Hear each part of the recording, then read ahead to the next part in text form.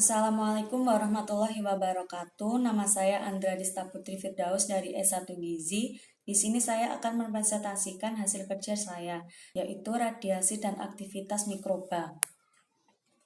Pengertian iradiasi. Iradiasi bahan pangan dan makanan adalah suatu teknologi pemrosesan pangan yang bertujuan untuk membunuh kontaminan biologis berupa bakteri patogen, virus, jamur, dan serangga yang dapat merusak bahan pangan tersebut dan membahayakan konsumen dengan cara mengionisasi bahan pangan tersebut dengan menggunakan sinar tertentu.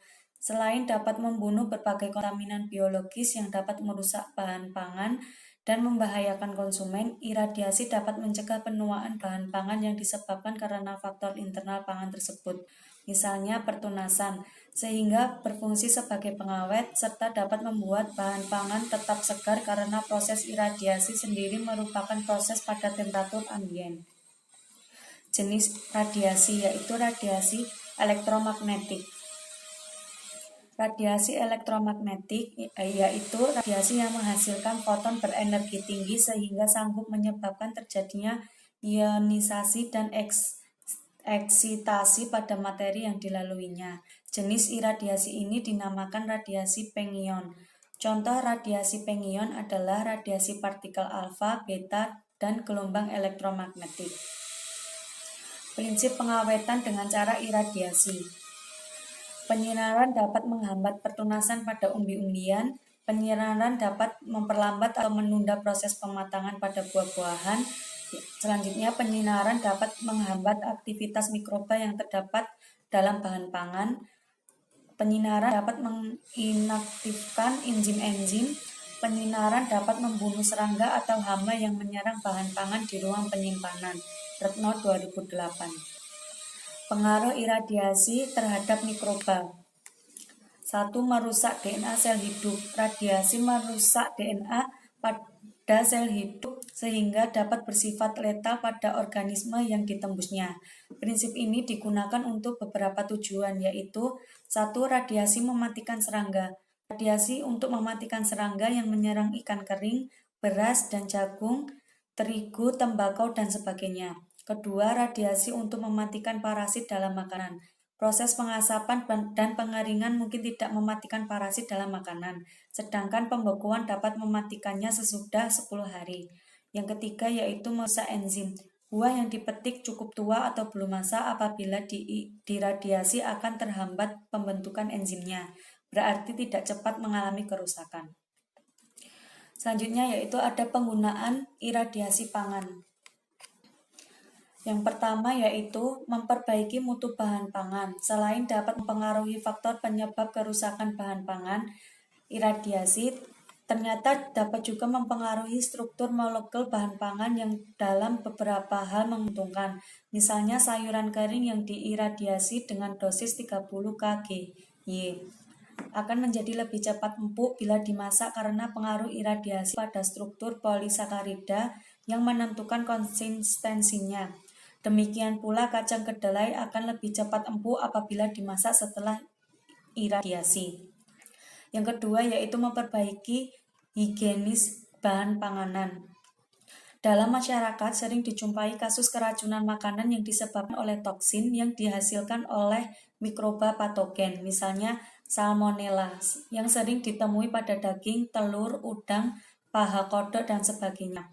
Ketiga, ada memberantas serangga perusak bahan pangan. Pada bahan pangan kering yang disimpan, penyebab kerusakan yang utama adalah gangguan serangga.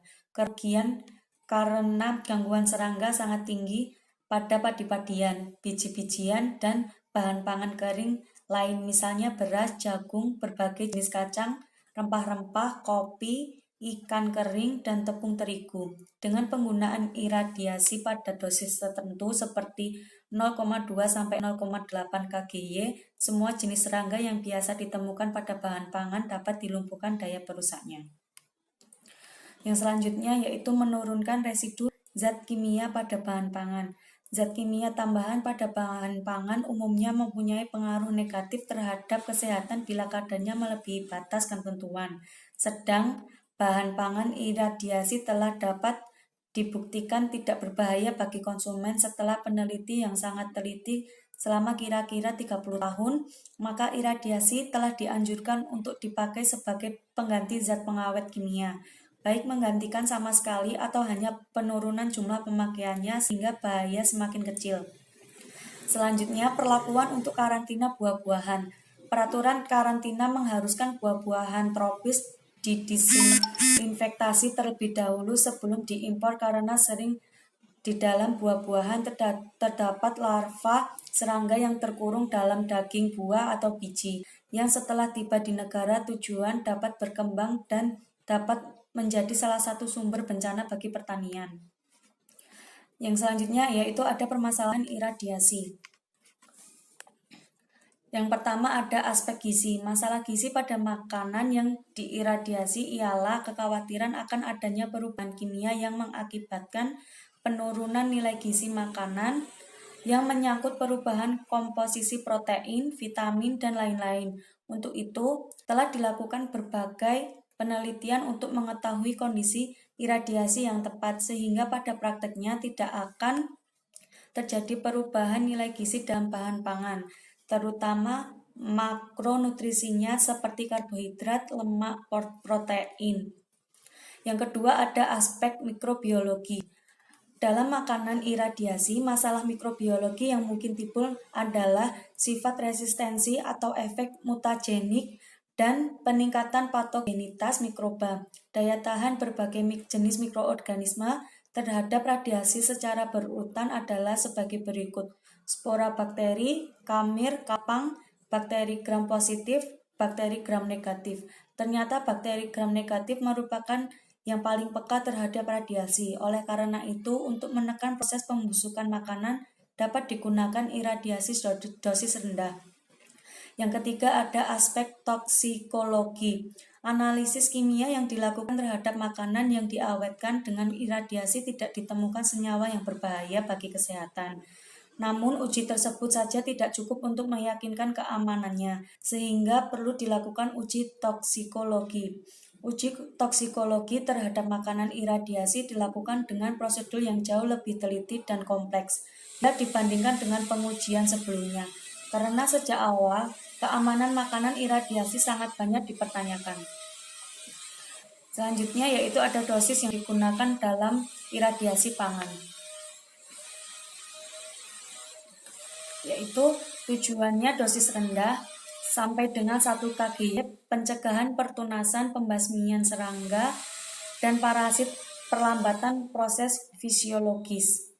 Dosisnya yaitu 0,5 sampai 0,15, 0,15 sampai 0,50, 0,50 sampai 1. Produknya yaitu kentang, bawang putih, bawang bombay, jahe, serealia, kacang-kacangan, buah segar dan kering, ikan, daging kering, buah dan sayuran segar.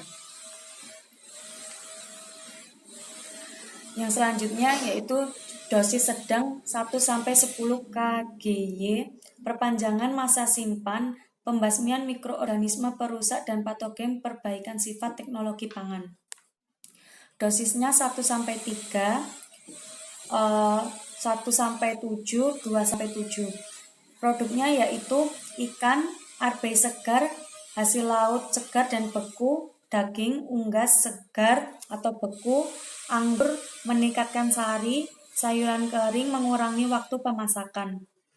Dosis tinggi 10-50 kGy, pensterilan industri, pensterilan bahan tambahan makanan tertentu dan komponennya.